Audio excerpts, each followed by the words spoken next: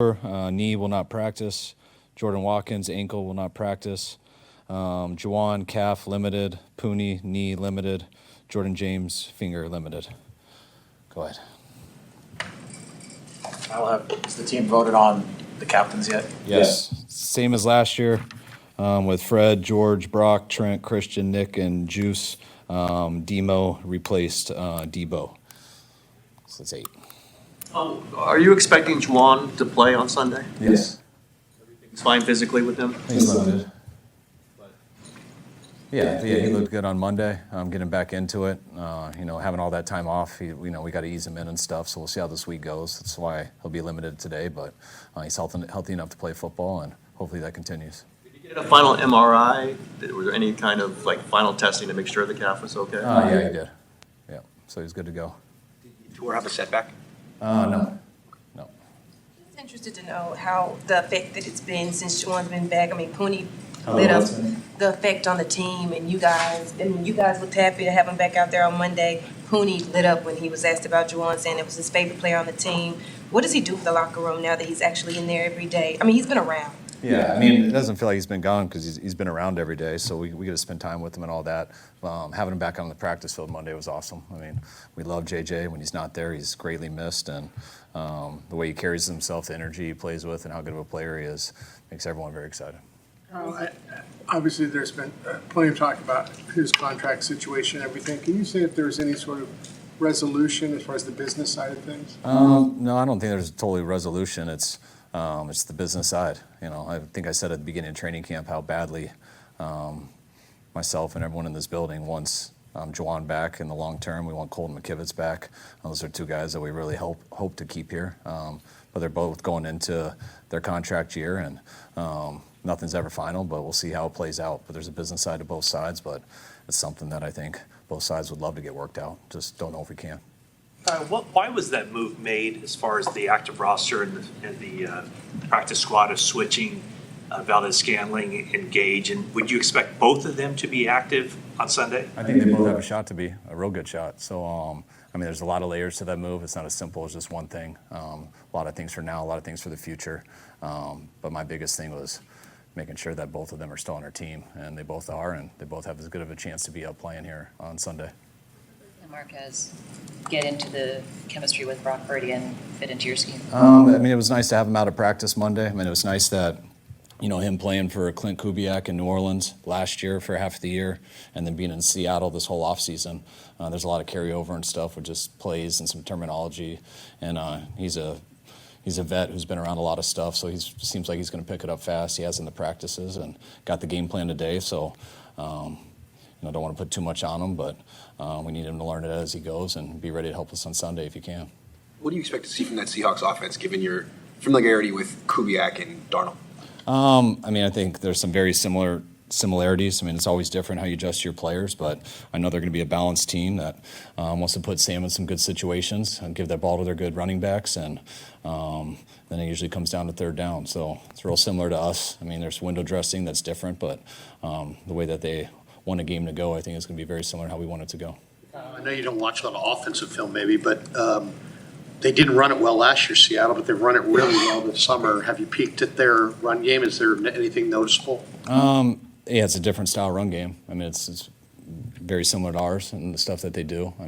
Just being with Clint and being with John Benton for a long time is one of the best line coaches there is. They all, I worked with those guys back in Houston. John was here for a number of times. Clint was here 2 years ago.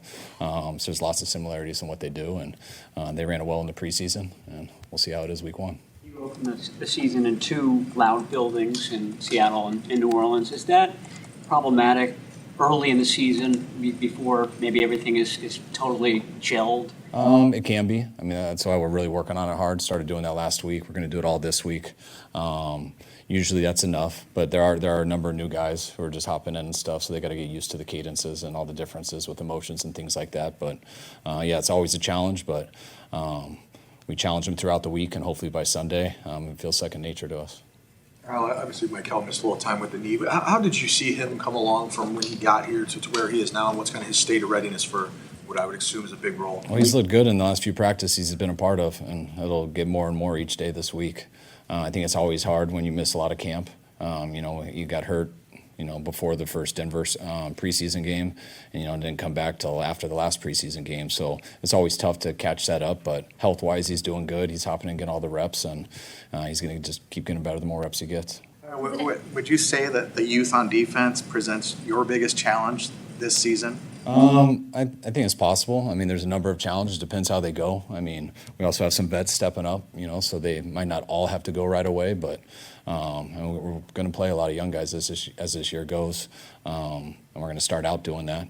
Getting a lot of those guys back has been nice, but those guys missing a lot of camp too has been a struggle. Starting with Michael and looking at guys like Stout and things like that. Getting C.J. West back here last week too. So hopefully we had a good week of practice, get them back in the thick of things, and they have a good first game. Alfred Any Collins' extra, progress from coming back from the injury. Who's that? Alfred Collins. From college? I mean, just from being injured to getting He's been back. awesome. I mean, missing OTAs, missing the offseason, you never know, especially with such a big guy. When they can't go through all the conditioning and other stuff we're doing, it's usually a worry because you're rehabbing the calf so much and all the stuff that he had. But when he came back, it took him a little bit of time to get his legs under him. That was a cool thing to watch. I was always nervous he was going to get hurt and then miss the next 2 weeks or something like that. But he fought through it, was able to stay healthy, kept grinding every day, and eventually got his conditioning, got his legs back, and thought he had a real good camp and give him a chance to have a real good year. Did it add any oomph or excitement to open against a division rival? I guess a little. I mean, usually when it's all said and done, the division games count more. But to me, the ump's always there for the first game anyways. You just got to think about it all week, and you just wait till the first kickoff, then you kind of feel normal once that happens. There's always unknowns with both teams, whether it's a division opponent or not. You always feel that way until the ball's kicked, and then you feel pretty normal again. You guys were pretty clear when you got Brian Robinson that he was going to be the backup running back, and I think John even said that you were kind of hoping James was, and the finger kind of slowed him down. Does that mean Garendo's got lost a little bit here? What's gone on with him this summer?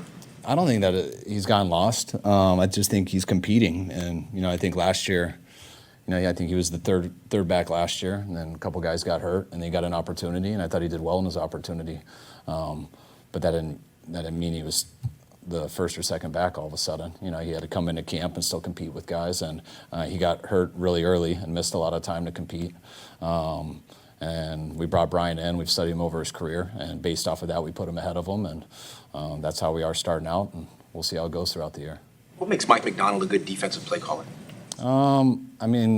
Play calling to a degree. To me, it's just how he runs his whole scheme. They got a threat of everything. It's a sound defense and how it starts out. Real hard to get big plays on. When you say sound and hard to get plays on, that usually sounds real conservative, which it is in those areas, but they also know how to put pressure on you.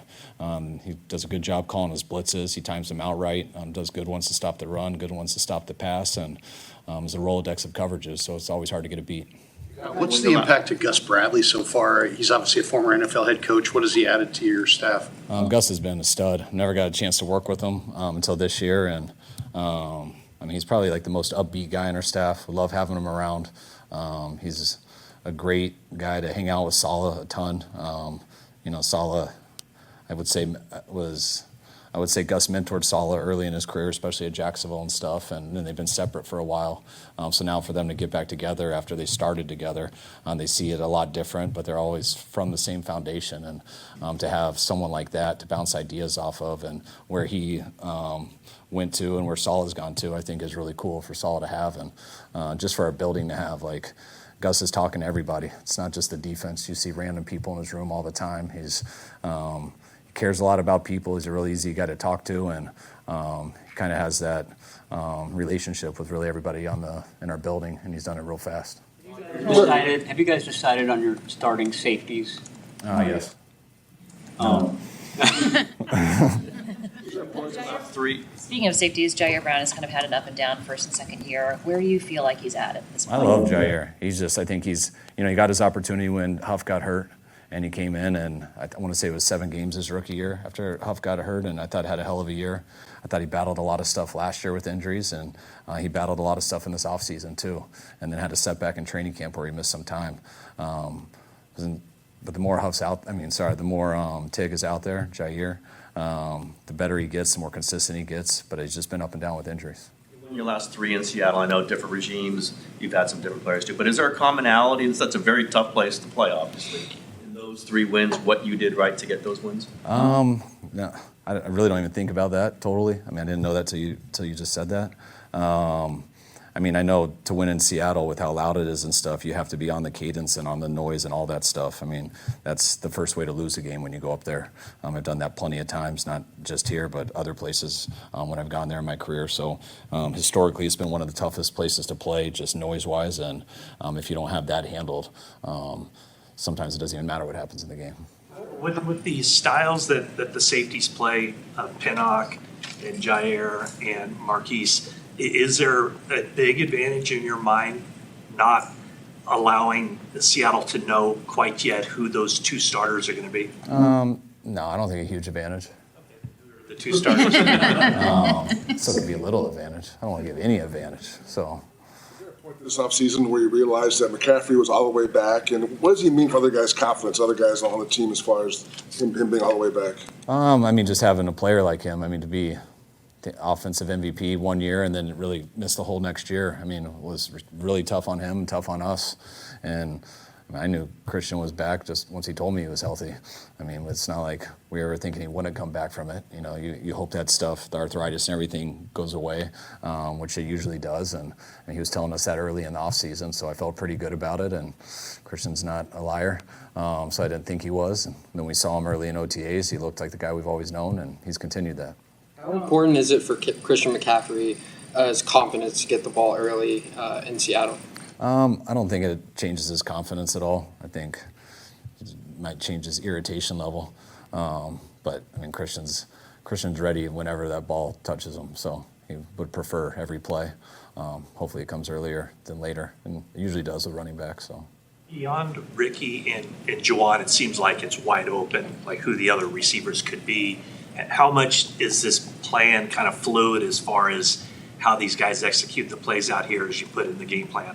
Very fluid. It's guys that we got a hunch about. There's guys like that have been here for a bit, like that's, especially like Gage and stuff.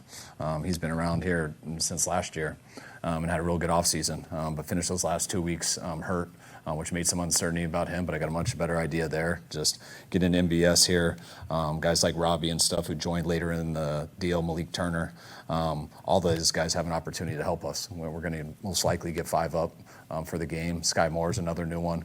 All these guys have been here really the last week, and they've all been working, but they definitely need 3 more days of practice to see which ones we want to put in which role. You said in training camp that Christian was not going to change as a dad, that you thought he'd still be a psycho. Is he still a psycho? Yeah, that's his DNA. So his dad is too, in an awesome way. Last one, Brent. It was noted, Monday, Juwan gave you and John Lynch, hugs or whatever. So it's like, whoa, everything's great. But obviously we don't know.